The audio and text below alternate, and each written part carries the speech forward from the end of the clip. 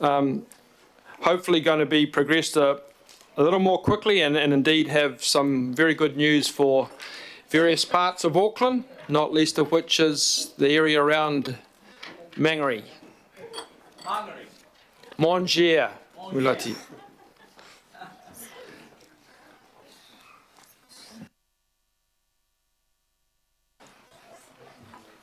Yeah, thank you, Mr. Chair. I've just got Nick Vigo with me, Head of Planning for Healthy Waters and Flood Resilience. I think Mace was going to join us as well, but I'm not sure where he's got to. Good to have you back in Auckland Council. I'm delighted to be back in Auckland Council, thank you. You going to come and join us, Mace?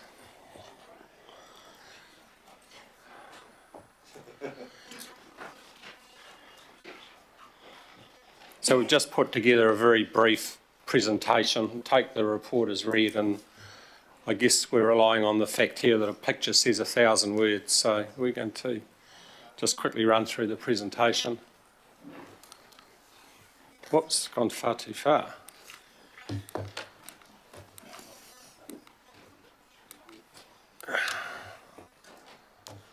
That's the first slide, isn't it? Okay. So we're here today to talk about our first of our blue-green resilience projects, and this is the wonderful suburb of Mangere. And we've got two catchments within Mangere that we're looking at, the Te Arata catchment and the Harania catchment. And just to put a bit of context around the Te Arata catchment, the first yellow star on the left is the Wormsley Road Bridge, and the yellow star to the top right of the image is the Mahanga culvert. What we're proposing for the Te Arata Bridge, which you will see on the next slide, what we're proposing is a replacement bridge. And for the Mahanga culvert, we're proposing significant access improvements, because although the culverts are of adequate capacity, it's virtually impossible to get to the culverts to do routine maintenance work. The best way I can describe the new bridge is that if we have a bathtub called Te Arata as a concept of the catchment, the bath plug is far too small and we can't empty the bath quick enough to deal with the next rain event. So effectively you'll hear me talk about this concept of baths and bath plugs quite a bit, because we effectively need a new bath plug for Te Arata. And we also need a new bath plug for the Harania catchment, because the first yellow star on the left in Harania is the Tennessee culvert, and the one on the right is the Blake Road culvert. Now, the Tennessee culvert is effectively a culvert that goes underneath the Watercare Eastern Interceptor, and the culvert is far too small, and it's also placing the Eastern Interceptor at very significant risk, because the Eastern Interceptor is not in good condition at all. And so what we're proposing is a new pipe bridge solution, which you will see on the next slide, which effectively allows us to create a lot more waterway capacity under the pipe bridge. And we're also proposing a enhancement to the Blake Road culvert. That may end up a new culvert or may end up a new pipe bridge. We're just working through the detail as to which will be the most cost-effective option at the moment. Just to also put some context around the work that's occurring in Te Arata, there's a lot of work upstream in the catchment that's part of the KO large-scale project development. So this work that we're doing downstream in the Te Arata catchment is actually an enabler for the major works that KO are proposing to do further up into the catchment, where they have a very major large-scale housing program which they are working on at the moment.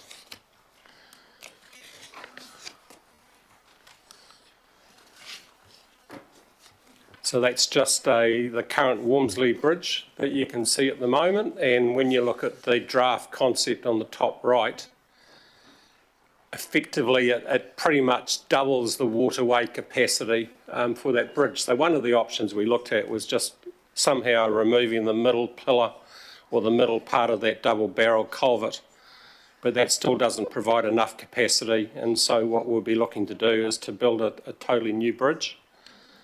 It's all in council land, and then we'll be looking to obviously minimise the traffic impacts by rerouting the new road to accommodate the bridge in its final location through some council land. And below we have an existing debris screen that was placed in the Awakiri project, and that will be placed upstream of the bridge to provide protection from blockages to the bridge itself. Also within the Te Arata catchment, we'll be looking to do some re-engineering of the stream itself, and so the green area will be removed to provide effectively one stream mode for normal flow conditions, and then where we've got the benching, that will become the mode for the high flow conditions. And that green material is all surplus material that's going to be removed, but the beauty of that green material is that that will actually support the KO land redevelopment project, because that will be used to enable currently flood-prone land to be reutilised as new developable land. And so the intention is to use all of the material within the project area or within the wider bounds of the catchment to provide for the ability to do some re-engineering of the ground contours to maximise the developable area, because at the moment most of the housing in the Te Arata catchment owned by KO has either been demolished or is in the phases of being demolished to allow for a new development works. And this is the pipe bridge that I referred to in Harania catchment. So you can see on the left-hand side, just about halfway up in the middle, there's the existing pipe bridge. Is that the button? Is that the little light? Yeah. Oh, I got the right thing. So that one there, is it? So that's the existing pipe bridge. And obviously that's the new pipe bridge. We've also got the potential to look at some footbridge alternative upstream, which will provide some potential protection to the pipe bridge. That's not locked and loaded yet, but there is the opportunity to do something in that area, depending on the final design solution.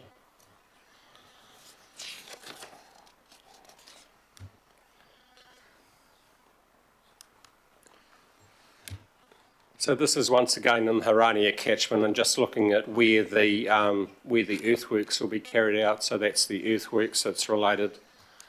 That's the earthworks that's related to the new pipe bridge, and that's the earthworks that's related to the Blake Road culvert project. The other somewhat unique feature of these projects is that we are proposing an order in council process in order to facilitate the regulatory approvals to actually build these assets. So you can imagine if we went through a typical council consent process, with the best will in the world, it would probably take us a thick end of 12 months to get a consent. But we're actually looking to put both these projects in place within a 2-year time frame. And so what the order in council process does, that it enables the actual legislative approvals to be provided as part of the through legislation, but it also will be conditions that we will consult with the local board and the local community prior to the detailed legislation around the order in council process. Yeah, and so I think it's not to be confused with the fast track process. This is still following. I guess it's where you'd probably get to with a set of resource consent conditions anyway, because we've been in the game long enough to know what a sensible set of conditions looks like. So they'd be the conditions that would be proposed to be part of the order and council process. Because the other thing about this whole process is we've already been through a whole lot of very significant engagement. We've had great support from the local board throughout this planning for this project. Mana whenua representatives are actually sitting on the project team. And so one of the unique ways that we want to deliver our blue-green projects is to actually have mana whenua part of the design team designing the solution, rather than coming later on and saying, this is what we've come up with, what do you think? And so I think that lays a really strong foundation for how we should be doing our design work in the future. We've also had a lot of engagement with the Ministry of Environment around the Order and Council, community groups, affected residents. I already referred to the great relationship we've got with Kainga. Obviously, big relationship with Watercare around the new pipe bridge to replace the Eastern Interceptor. Because one of the challenges of the new pipe bridge for the Eastern Interceptor is connecting it back into the Eastern Interceptor at both ends of the pipe bridge, which is the type of job that's going to have to be done over a very, very quick period of time when there are low flows in the network. And so a massive amount of close working relationship with the operations team at Watercare to facilitate that future planning before we commit to building the project in the first place, and obviously Auckland Transport with the Walmsley Road bridge replacement as well. And as I say, we've got a blue-green network working group that we've established, which is actually involves designers and constructors and community representation and mana whenua representation right from the beginning, who've all part of the team delivering the final outcome. And that's the best way, I think, that we can de-risk the project. And that's, I think, our last slide. So at this stage, would be very happy to answer any questions on the... we've also got a confidential item where we're going through some of the property specifics that we'll need to deal with in the confidential part of the agenda, but this is the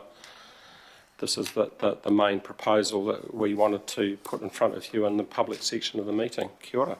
Yep, thank you for that, Craig, and good to get that project out for the people to see, which is really good news for the people that live in those catchments, and a good sign that Auckland Council's responding to some of those sort of shocking events of the last couple of years. So that's good news, and we'll open it up now to a few questions. And first off the list is Councillor Filipaina.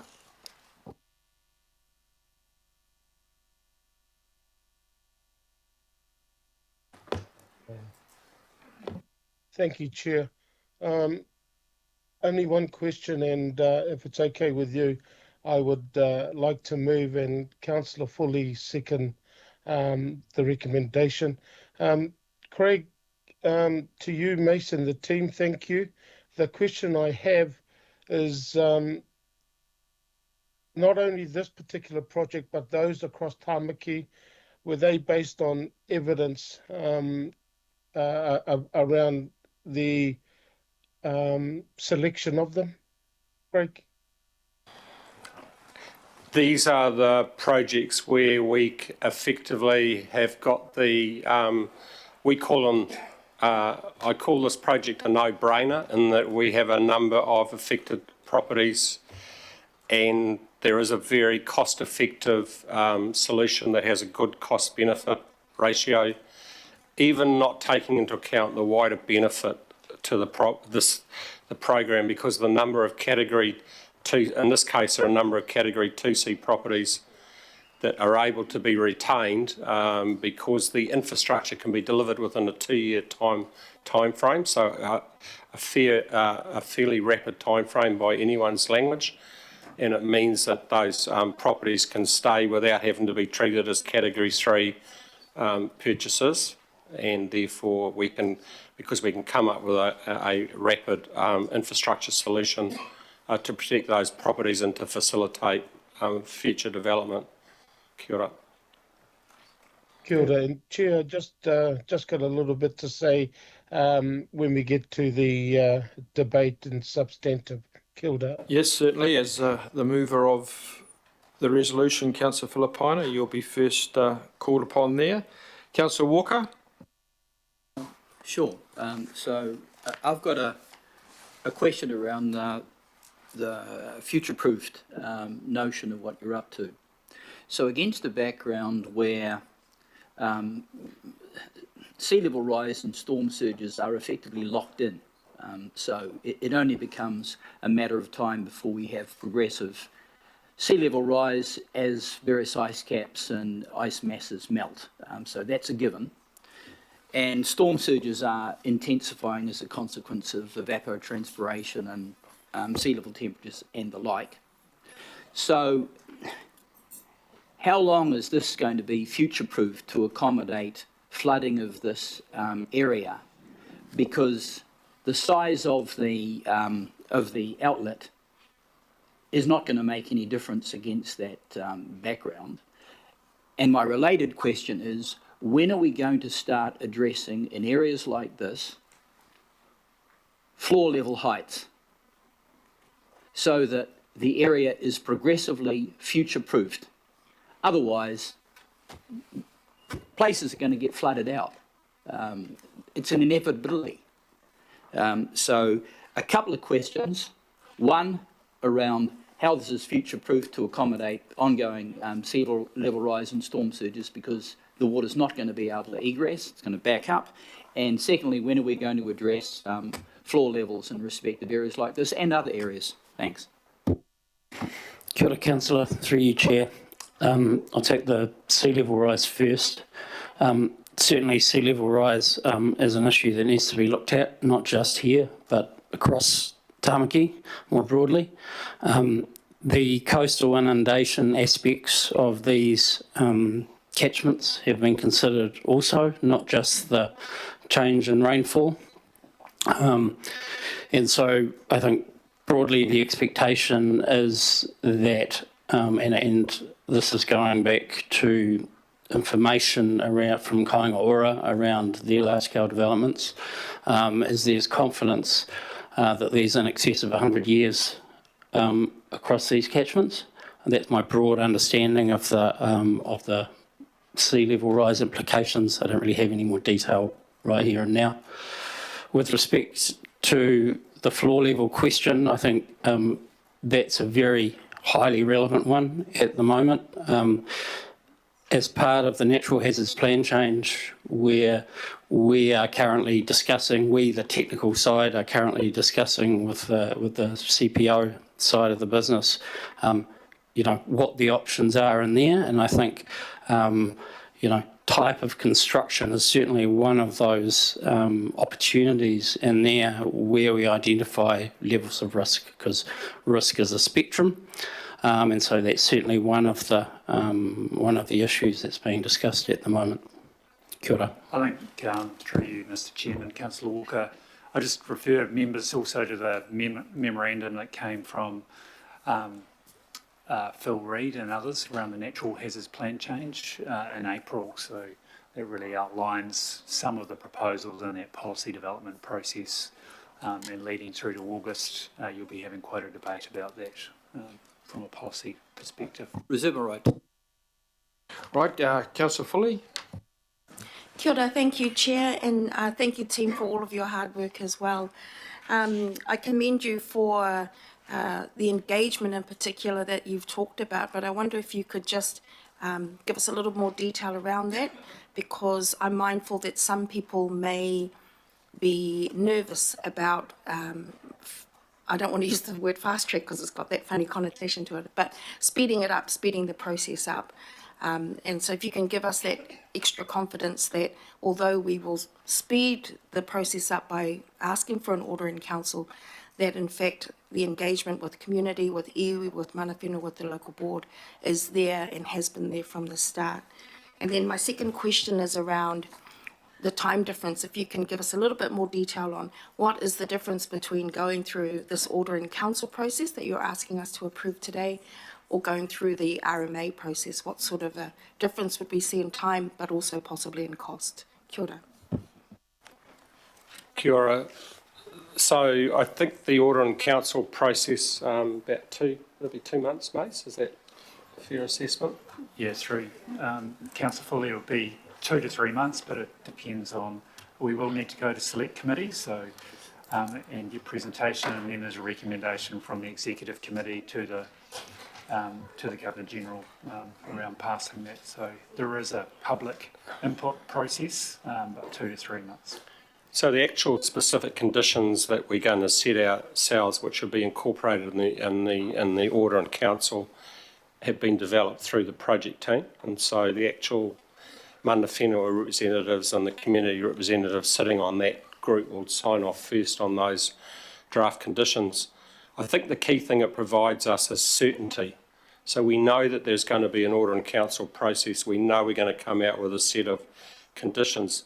When we get into a resource consent process, it constitutes a high degree of uncertainty about the number of potential appeals you might get. And I think, to be honest, looking at the way that things track historically, 12 months would be a conservative estimate of the time it would take to secure a resource consent. And I think particularly in a situation like this where we have such strong local support already, it's effectively a mandate that we have from the community already to get on and give them some certainty in their lives, because one of the important things about this project is to develop infrastructure of this size and scale from start to finish in 2 years is not something that normally happens in the council realm. Normally it takes a lot longer.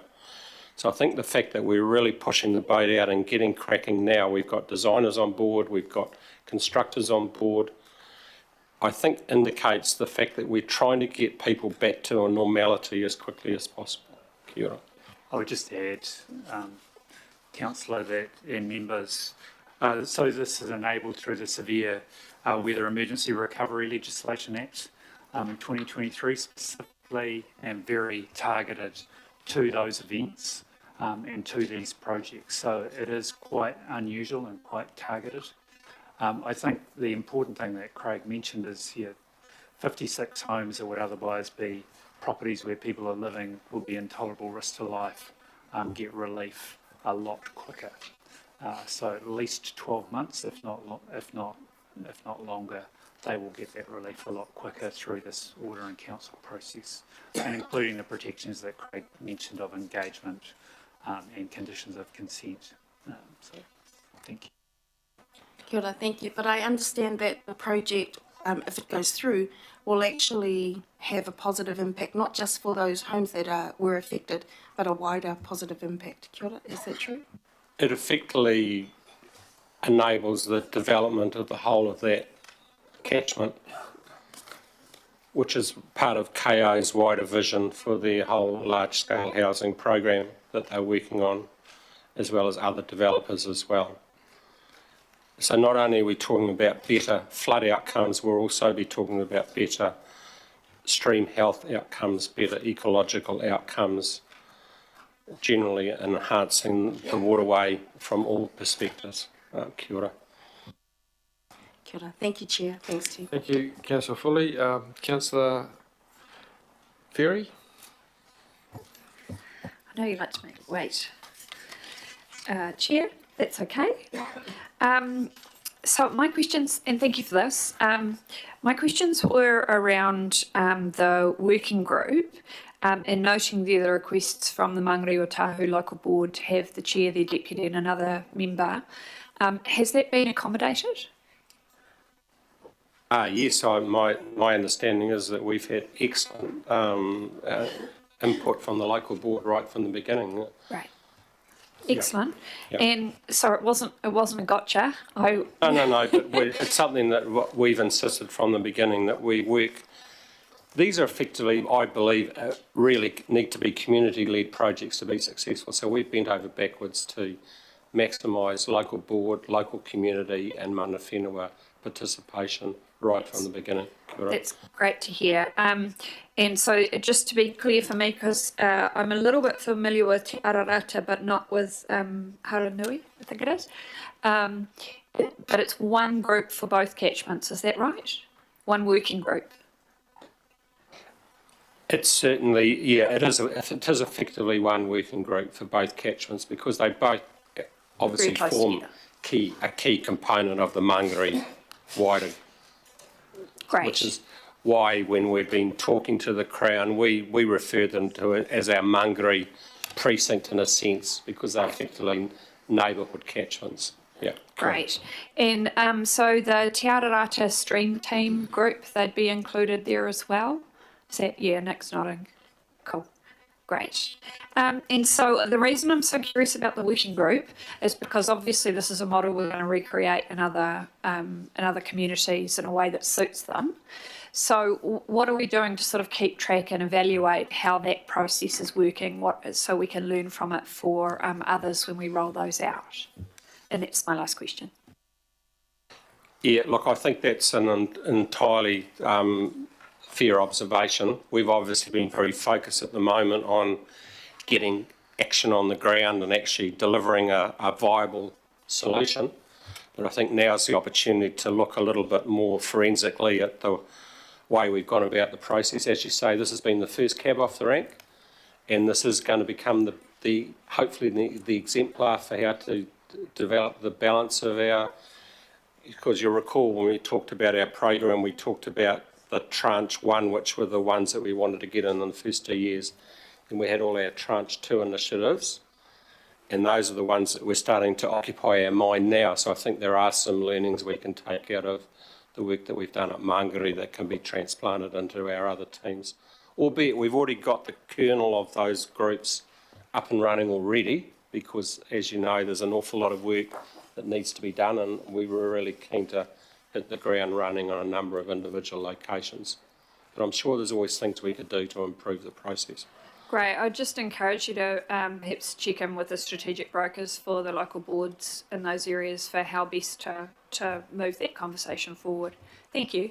That's great. Very encouraging. Right, thank you. Councillor Sayers? Yeah, thank you, Chair. Yeah, guys, great stuff. Moving forward, this is terrific. I'm very happy to support this and support my colleagues in the south there. My question is, this just because there will be people dialed in, and they'll probably be interested to know around the insurance side of things, so obviously not moving to category C. So did you just want to perhaps, for those people online, just outline how this is going to affect them, the benefits for them in their pockets, and perhaps including their ability to insure property going forward?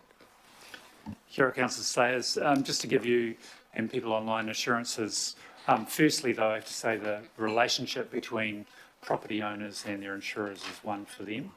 However, in the Recovery Office, we have been working proactively with the Insurance Council and also insurers, and Category 2C is one that they're very aware of, and comforted by particularly delivering that program in an expedited way, which reduces the risk, obviously, to insurers and reinsurers in terms of the cost. So I'm confident that insurers are very supportive of these programs, which reduce risk to property and people. All right, yeah. Thanks, Councillor Sayers. Finally, Councillor Hills. Thank you. This is great, and don't want to take away from that, but similar to other people's questions, I guess, could you just give a tiny brief reason of why these projects are clearly being done now and why maybe areas like Milford and others are just not the same type of project? Because there's a lot of angst around how bad it is in other areas, but this is such a different, yeah, you know what I mean. So if we looked at all of the problems we've got to fix in Auckland, the Wairau Valley is the most problematic and difficult. In order to put in place a solution for Wairau Valley, we are going to have to, I talk about my bath plug analogy today. The bath plug that occurs in Wairau Valley is basically in the Milford community, and it's probably going to require the acquisition of land that's currently not flood impacted to build that bath plug. And so in order to do that, we need to have a lot. First of all, we need to develop a strawman solution that works, and then there'll need to be a lot of community engagement around potential properties that not even suffered flood damage in the past, but without redeveloping that land, we can't fix the problem. And so that's a real challenge that we face going forward. And the last thing we want to do is to go out and get a community worried about a future outcome when we've got to first of all make sure we've got a technical solution that's going to deliver the outcome that we need to do. And so that's a reason why we haven't. But we are hoping within the next 12 months to actually come back with solutions for Clover Drive in Waimaku, in the Wairau Valley catchment, in Tionga Stage 2, Whangapuri in the south, Kumeu in the north. These are all high risk areas that we're working on at the moment as part of our tranche 2. And so the intention would be over the next 12 months to develop proposals to the extent where we can come back with initiatives and go through the Crown business case process to get the Crown support, because these projects are all relying on business cases that will also be supported by Crown infrastructure partners through the Crown agreement in order to get the viability established to make the go decision on each of these individual areas. Kia ora. All right, that's the questions. It's been moved and seconded by the champions of the South, and we have Councillor Filipaina as the mover, wishing to make a few comments. Kia ora, Chair. Look, Craig.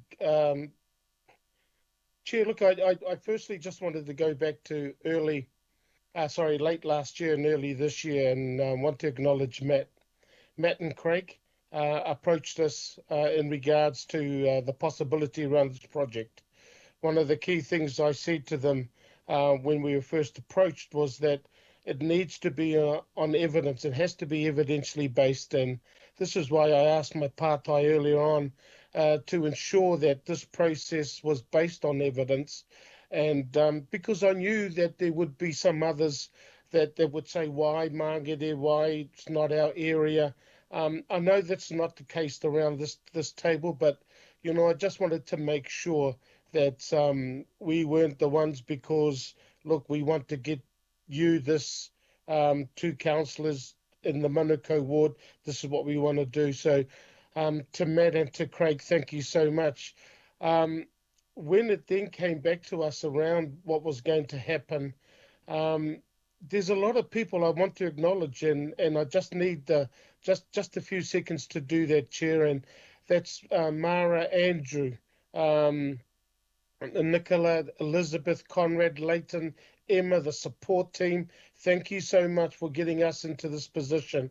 Last night I spoke to the chair of the Māngere o Tāhihu local board, Tauanu'u Nick Bakulich, and Chair, he gave me his apologies, wanted to pass it on to you that he would have loved to have been here, but the fact that he missed out on asking for your permission to come through to have a few words, he just wanted to acknowledge the fact that if he was there, he would have loved to have spoke, but he just forgot to get hold of your Chair and the team. But thank you to that. Look, I mean, from our perspective, and this is the last comment I wish to make. Someone who said that what was so important to him and the local board was our mana whenua, was our mātā waka, was the brokers that we have there, also the team from the recovery office in contacting us. So just wanted to put out a big thank you to all those that I've mentioned, Chair, and just sort of look forward. Tauanu'u looks forward also to the approval from central government in regards to this and the support from them. So again, to you, Craig, and to the team, to you, Mace, and everybody, ngā mihi kia koutou katoa. Kia ora. Thank you for those acknowledgements, Councillor Filipaina. I should have told Nick he could have put in an order in council for local board input. We would have fast-tracked his appearance. Councillor Walker? Sure. So I'll be voting against this. I mean, I commend the officers for taking some steps to enhance the resilience, but almost without exception, these areas, and that includes the Wairau Valley, the Wesley area in Mount Roskill, a lot of these Kainga Ora areas are all old swamps, and they happen to be developed by the Housing Corp and previous to that other Crown entities, because the land was cheap and they were filled in, and that was the job that was done. In the last interglacial period, they were certainly swamps where they were underwater. And regretfully, there's a significant lag between the science and the evidence and what's happening on the ground and our planning. So our planning's out of date. And I have a real concern that in these areas, particularly where you've got a significant landowner like Kainga Ora, we should be addressing the floor areas. They should be going up. That's going to buy us some time. We should be taking the roads and treating them as overland flow paths, so in significant storm events we can cope better. And these things are not happening. So I'll be voting against this, Mr. Chair. It's a step in the right direction, but it goes nowhere near fast enough given the evidence on the ground. And my real concern is that as much and all as our planners can tell us stuff, we really need to be informed by cutting-edge scientists about what's happening now. Because, you know, we're going to lose out, and these areas will be uninsurable in the short to medium term rather than the long term. Thanks. Okay, I think Councillor Walker. Actually, gentlemen, you can revert to the safety of Edinburgh Castle. There's the heat and the debate starts to wind up now. Yeah, I don't know if I can vouch for your safety. We go to the seconder of the motion, Councillor Foley. Mr. No, Chair, just to complete. Councillor Foley. I'll speak in a minute. Thank you, kia ora. Thank you, Chair. Look, I obviously am going to support the recommendations, and like the staff said, this is a no-brainer. This is work that we must do. You know, the people of Māngere, they were devastated by the effects of the floods, and then again by the cyclone, and then again recently with the rains in mid-May. So it's obvious that this is work that has to be done. And I'm really glad to see that they've been given some priority and hearing from the staff why that is. Not to say that other work doesn't need to be done, but just that we can do this work. And that's my second point, is that not only is this work that we must do, but it's work that we can do. We've heard from our staff. I know that they've gone and done the research, they've investigated, they've had the geotech experts have a look, they've come out to our communities and they've talked about all of that. Healthy Waters has been involved as well. So they've done the work, they've put together 2 really good business cases. So it's ready to go. This is different from some of the other projects because it is ready to go and they can do the work if we allow them and give them the green light to do it.